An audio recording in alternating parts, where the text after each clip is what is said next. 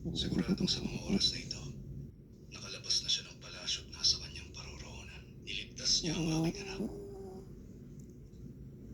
Wala akong balak saktan ng taong nagligtas sa aking anak.